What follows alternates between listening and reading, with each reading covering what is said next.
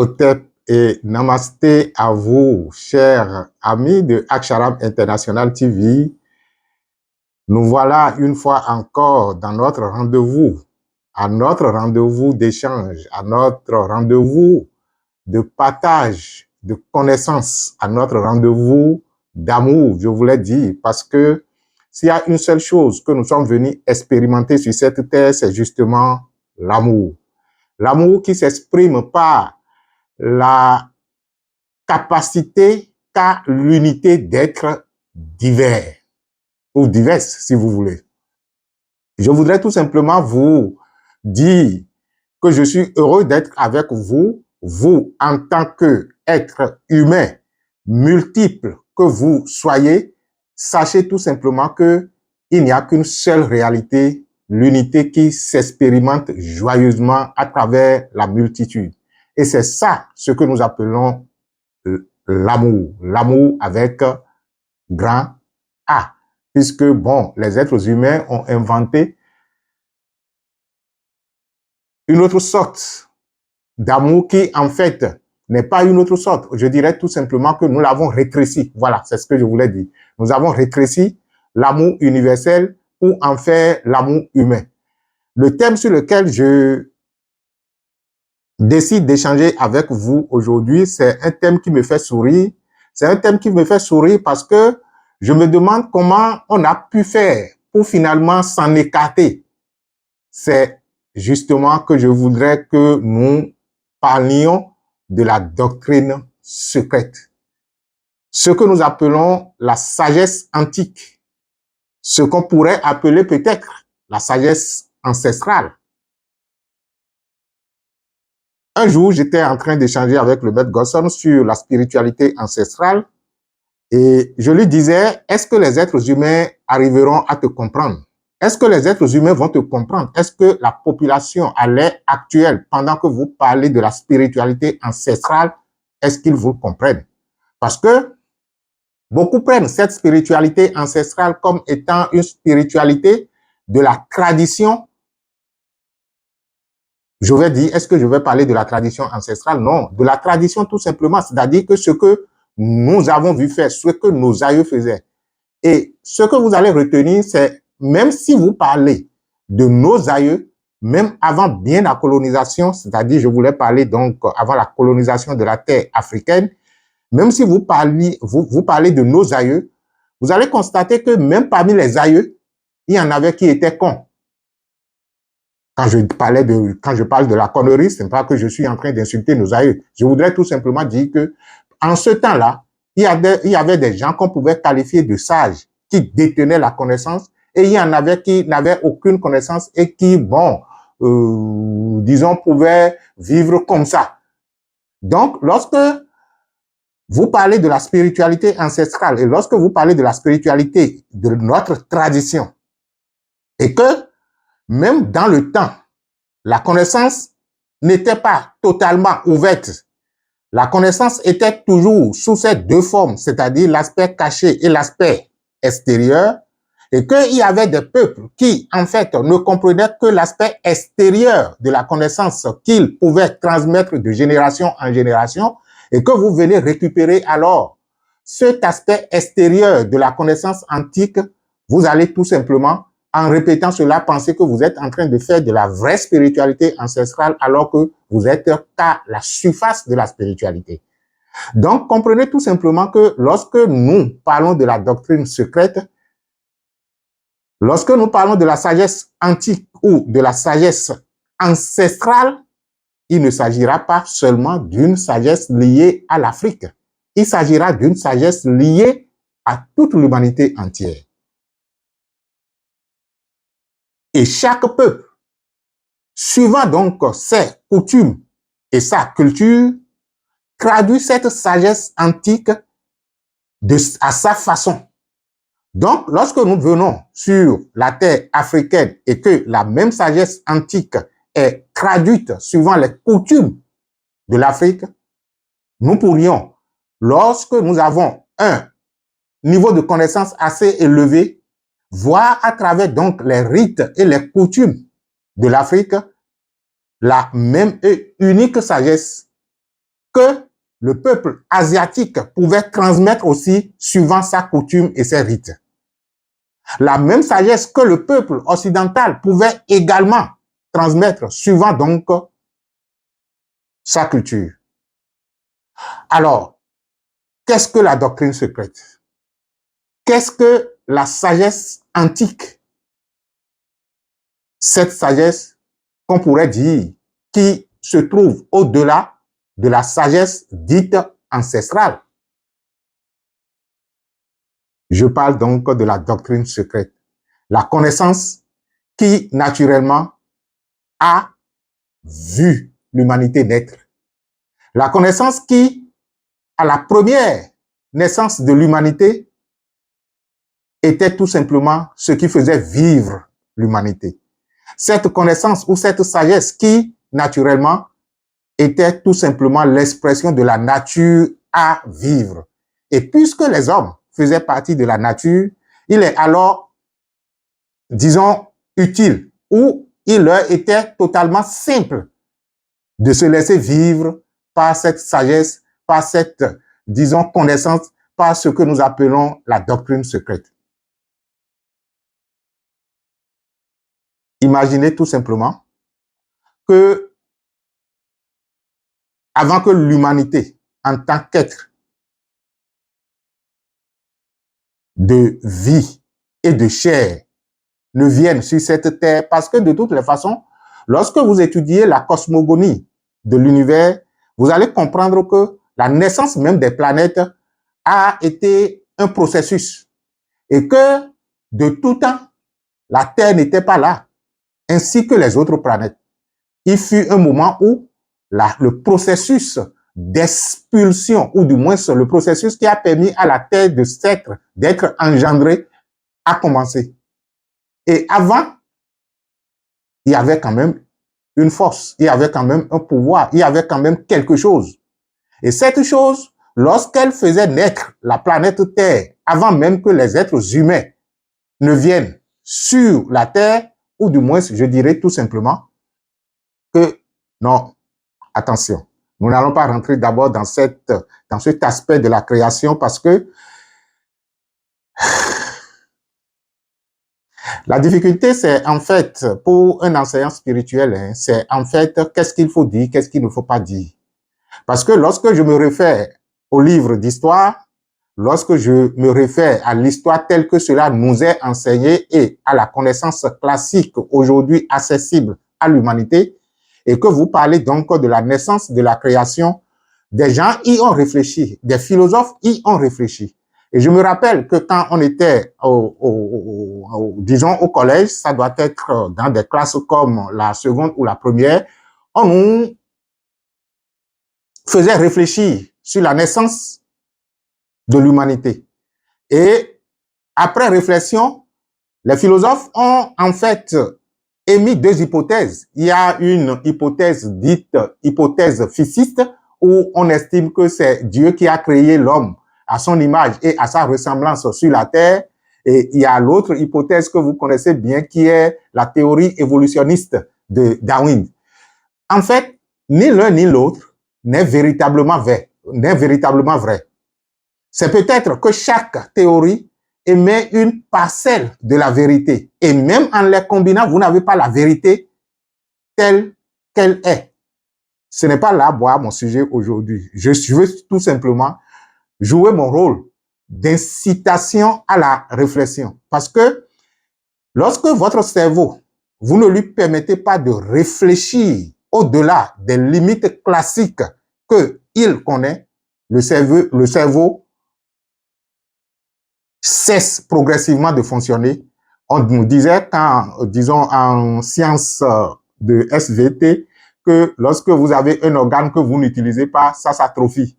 Donc, la capacité à réfléchir et à chercher même à réfléchir au-delà des terrains classiques connus est une façon donc de permettre à notre cerveau de s'utiliser et de s'éprouver et d'aller au-delà. Donc, je vous replonge encore dans la réflexion de comment l'humanité est née, selon vous.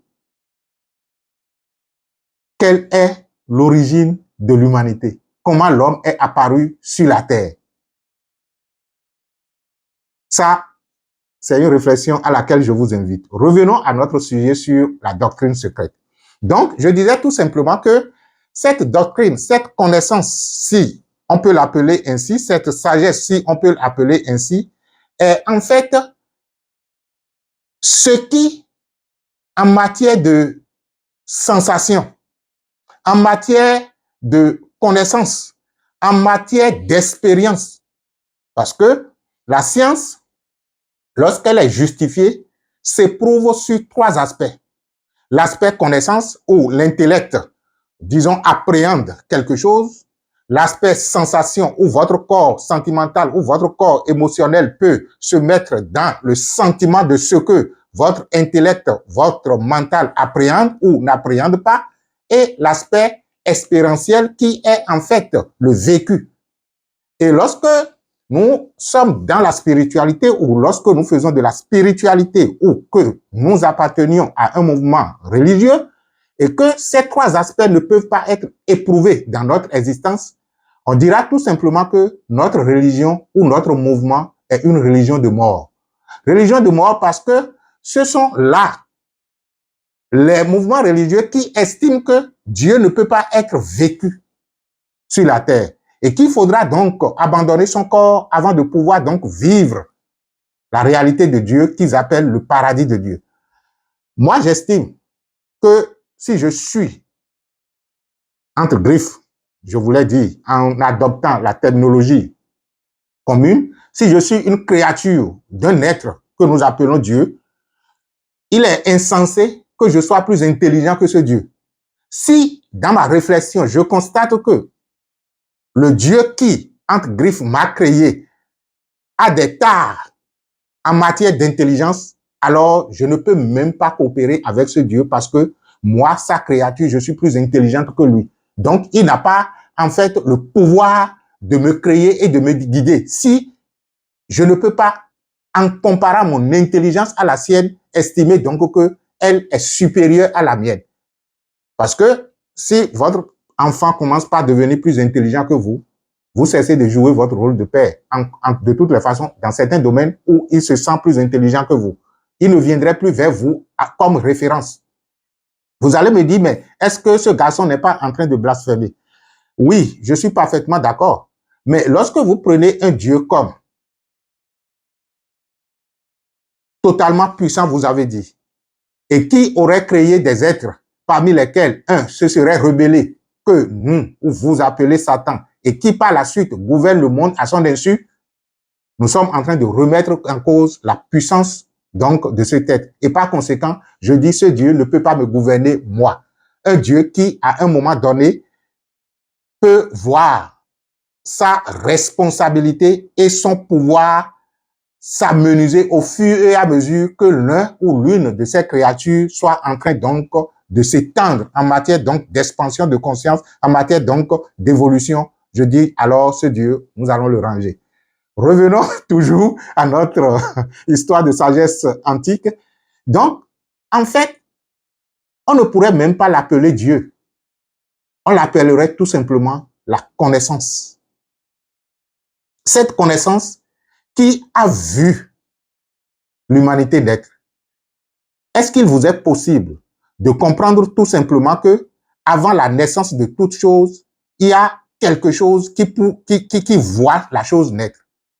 Si vous prenez par exemple un espace dans lequel quelque chose apparaît,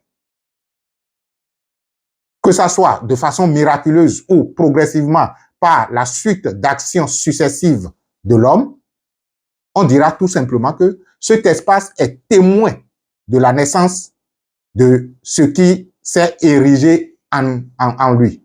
Par conséquent, l'œil vigilant de l'espace voit alors le processus qui a amené à la réalisation de cette chose.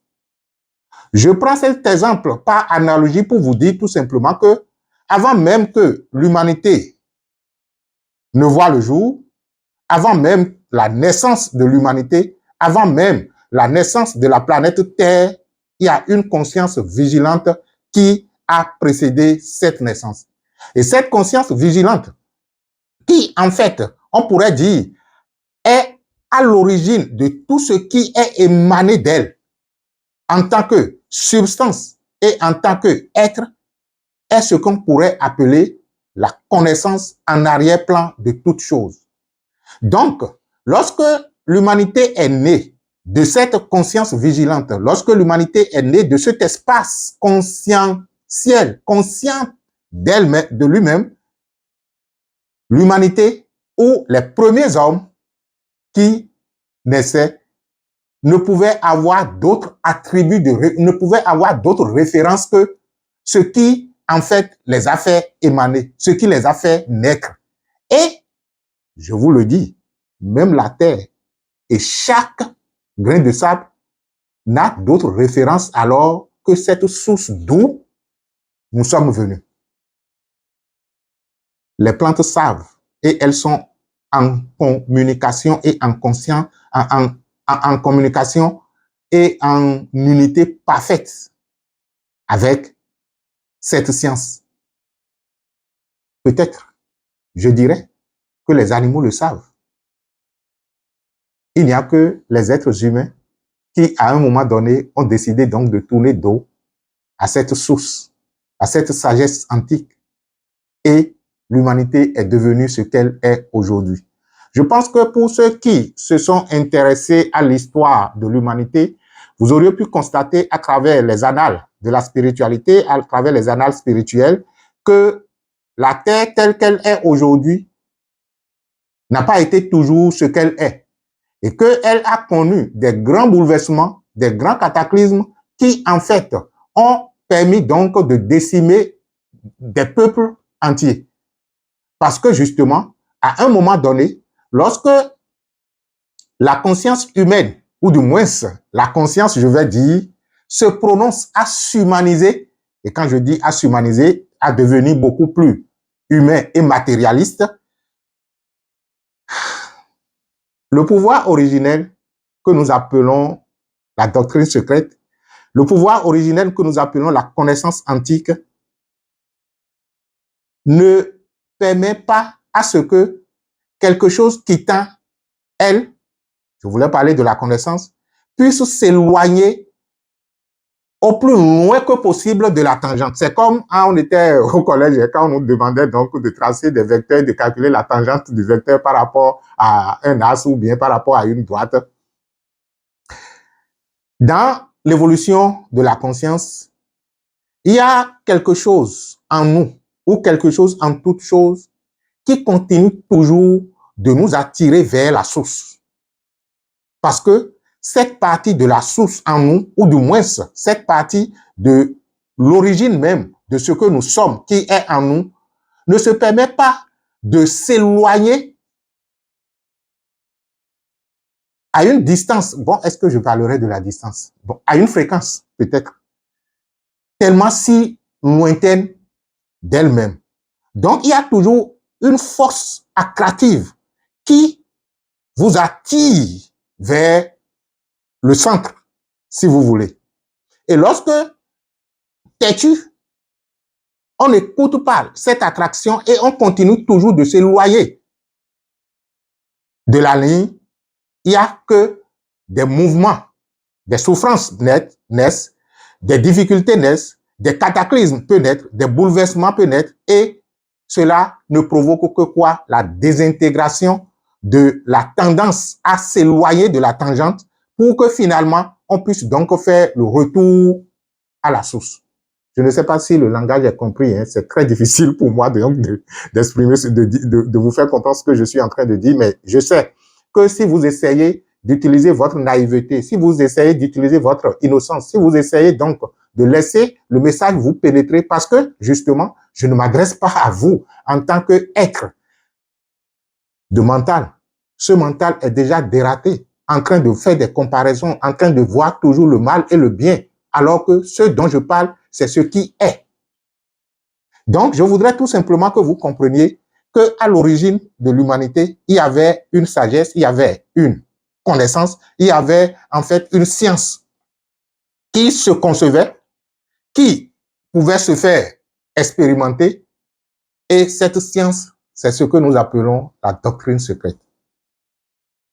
tous les maîtres et tous les spirituels, tout ce que vous recherchez aujourd'hui, ce n'est qu'une aspiration à vous connecter à cette science-là. Ce n'est qu'une impulsion venue même de l'intérieur pour vous rappeler à votre origine. Nous l'appelons la doctrine secrète. Aujourd'hui, il est difficile d'en avoir accès parce que, à un moment donné, la corruption du mental humain a fait que les véritables maîtres ont commencé donc par cacher cette connaissance-là.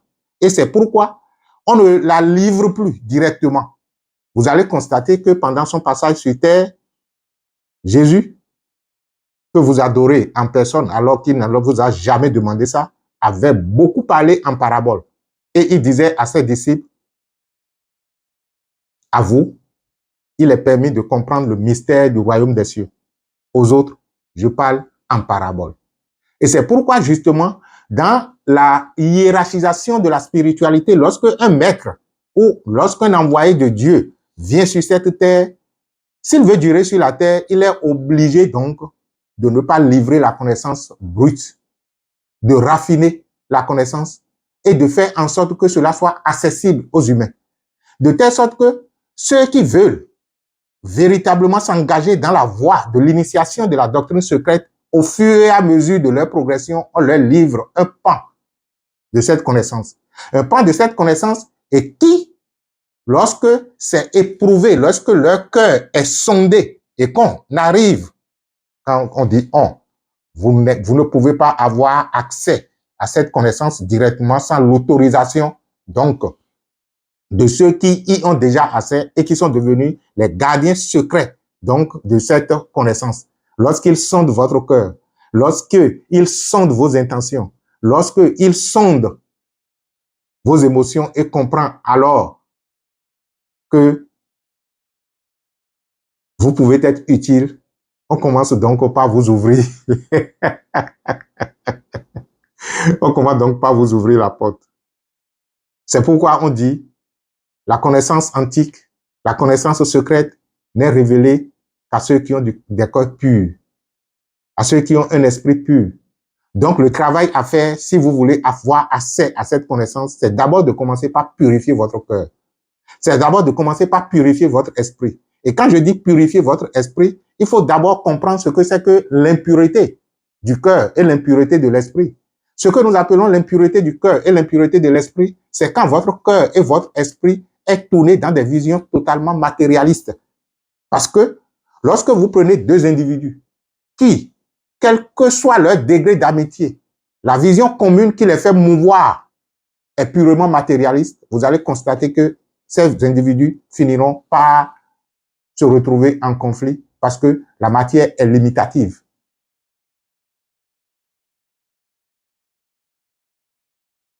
Je parlais donc de la doctrine secrète, la doctrine qui a vu l'humanité naître, cette doctrine qui est toujours présente, mais cachée par les connaissances exotériques, c'est-à-dire les connaissances populaires, cette doctrine qui, en fait, sera tout simplement ce que nous serions lorsque nous allons nous dépouiller de toute impureté et de tout agissement matérialiste.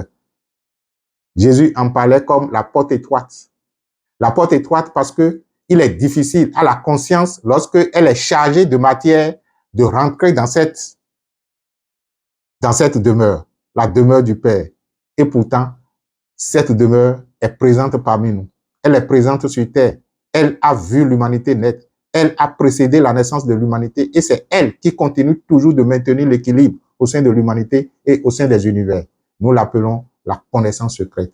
Que cela soit votre guide, que cela soit votre motivation, c'est-à-dire que recherchez la sagesse au-delà de votre esprit mental. La sagesse qui existait bien avant la corruption de votre esprit mental. La sagesse qui pourrait être vécue, pourrait être exprimée. Et si, entre-temps, l'humanité avait gardé cette valeur, l'humanité avait gardé encore cette valeur qui faisait de l'homme cette connaissance dont on parle.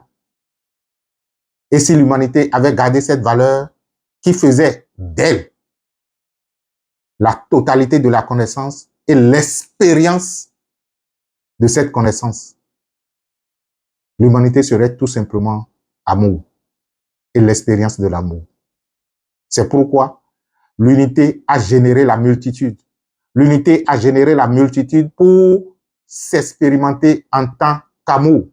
Lorsque je dis que je m'aime en tant qu'unité, et lorsque je dis que je m'aime en tant que multitude, comment je peux éprouver cet amour si, entre-temps, je ne me retrouve pas en face d'autre chose que je dois aimer?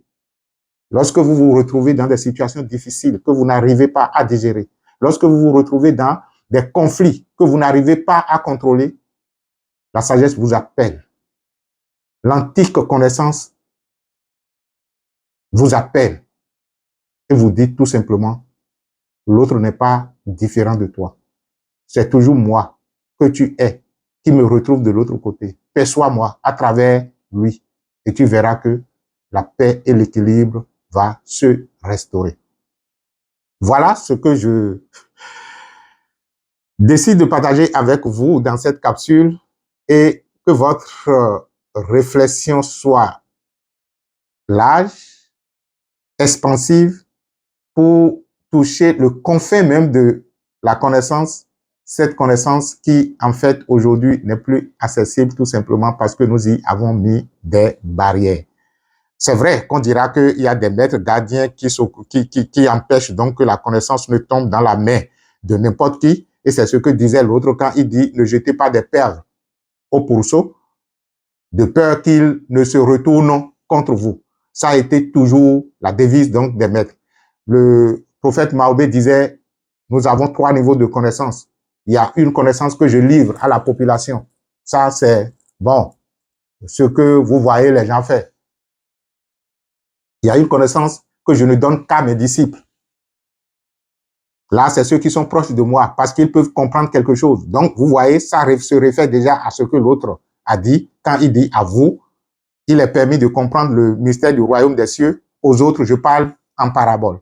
Donc, et lui, le prophète Mahomet, pour le 3e niveau de connaissance, il dit, il y a une connaissance que je ne livre à personne. Parce que justement, lorsque sur la voie du chemin spirituel, on livre, le maître donne la connaissance aux disciples, il appartient aux disciples maintenant de se révéler à lui-même. Donc, le prophète disait, le 3e niveau de connaissance, c'est cette connaissance que je ne peux donner. C'est ce que je vis, c'est ce que je suis. Et j'appelle chaque disciple à l'être. C'est pourquoi il dit, il faut d'abord connaître Dieu avant de l'adorer. Vous voyez, donc vous allez constater que ça se rejoint, quel que soit le maître, quel que soit, disons,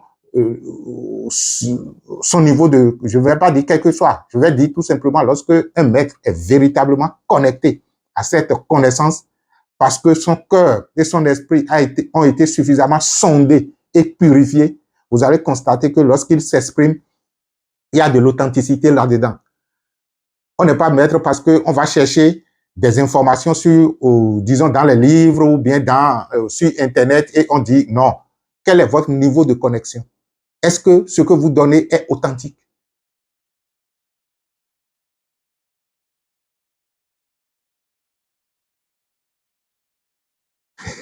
J'espère que vous avez compris que le silence est parlant. C'est vrai qu'il semble être pesant, mais c'est là où se trouve véritablement le secret de la doctrine secrète.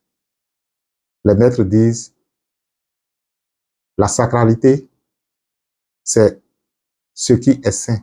Et lorsque c'est saint, cela veut dire que il est partout.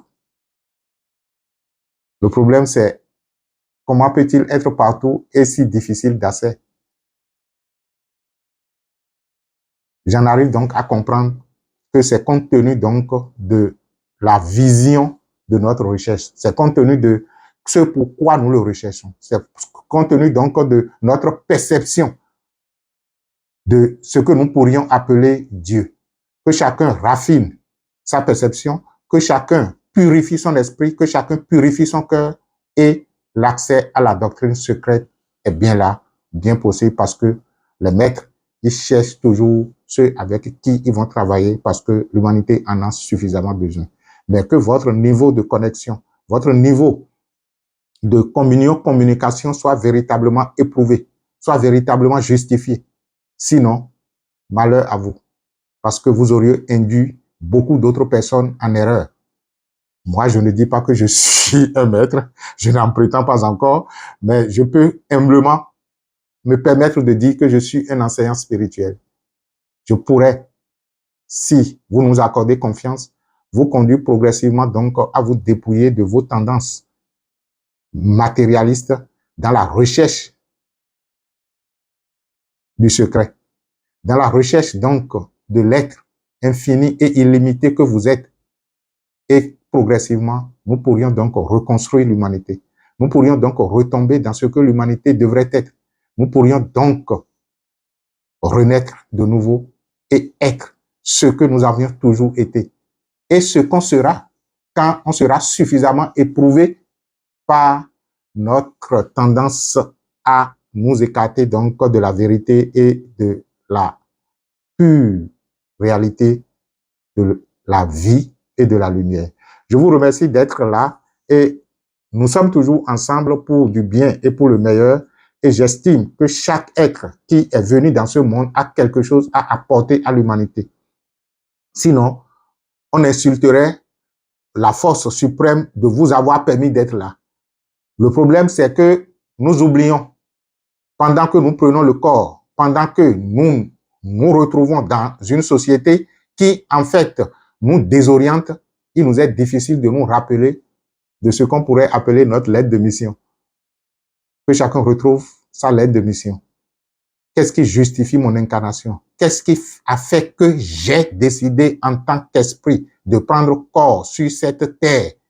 Et ça devrait toujours être pour le bien de la terre. Ça devrait toujours être pour